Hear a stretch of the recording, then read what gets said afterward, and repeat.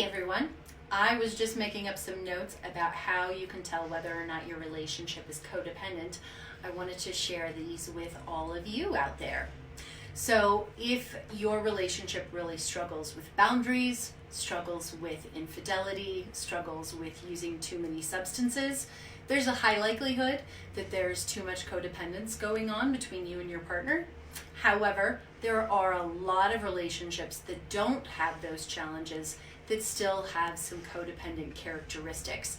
And codependency is not the most sustainable kind of relationship, which is why we like to draw attention to it. There's a better way of building a relationship that's more likely to last for the long haul. So let's go through a few of the characteristics. We're going to start here at the bottom of this chart.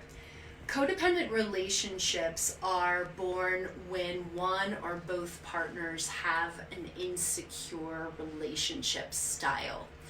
And so they tend to become too interreliant on their partner and too fused. You can actually be too close to your partner.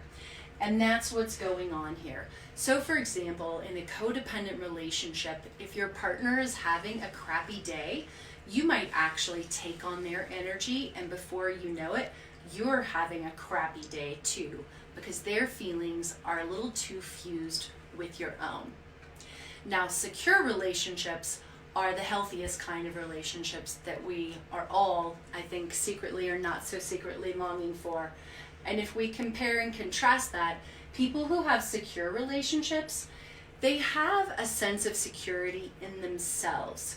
They as individuals are not as insecure. And they're also comfortable being separate from their partner, or maybe even just having a difference of opinion from their partner. So they can also step into that place of autonomy where it's very clear you have your opinion, but I have a different one. So stable relationships do a nice job balancing these two things we always need: autonomy and interreliance. That is our ability to lean on our partner and need them. So we want to balance both of those things in a stable relationship. Now back over here, our codependent couples are afraid of conflict avoidance, and so they avoid conflict. In fact, they're generally pretty uncomfortable with negative emotions and don't really spend much time focusing on them or talking about them. And that is a problem because in any long-term relationship, feelings will arise at some point in time, trouble will arise, and we need this mechanism where we can name the feelings and talk about it and address the issue. And what ends up happening in these codependent relationships is a lot of avoidance. Now, they also tend to feel guilty about what somebody else is going through, maybe guilty about their partner. And so when they feel guilty, they start lowering their own boundaries, almost like it's an old school window in a car. It's like they had a good, healthy boundary in mind, but then they feel bad and they roll it down, and then they're not protecting their own boundary anymore. With that, they do a lot of sympathizing. So sympathizing is if you're having a crappy day, and the next thing I know, I'm feeling crappy too.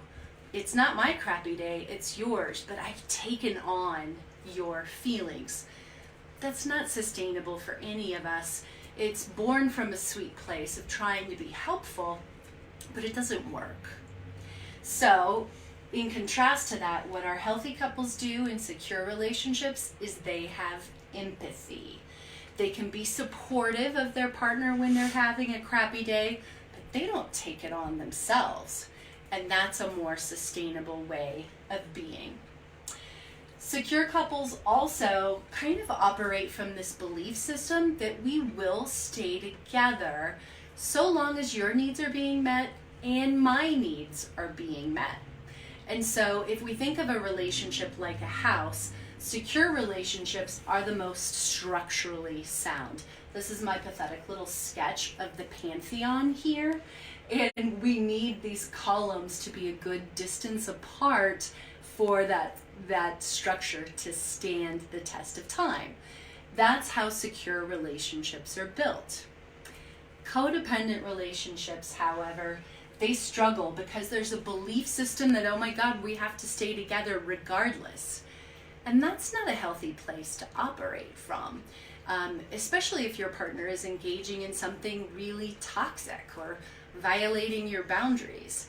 Then in those situations, the healthiest thing is to realize that, yeah, I can and will need to leave you if you don't knock that off, right? And so as a result, if we were to draw a codependent relationship as a structure, it's just not structurally sound. The dimensions are off and it can topple over at any point in time. In fact, these couples tend to have the most volatile relationship histories of breaking up and then getting back together, separating and then moving back in, because this thing, unfortunately, it's just not built for the test of time. I hope that was helpful. I'm Angela Sawsville, the executive coach here at Flourish. Thanks for watching, everyone.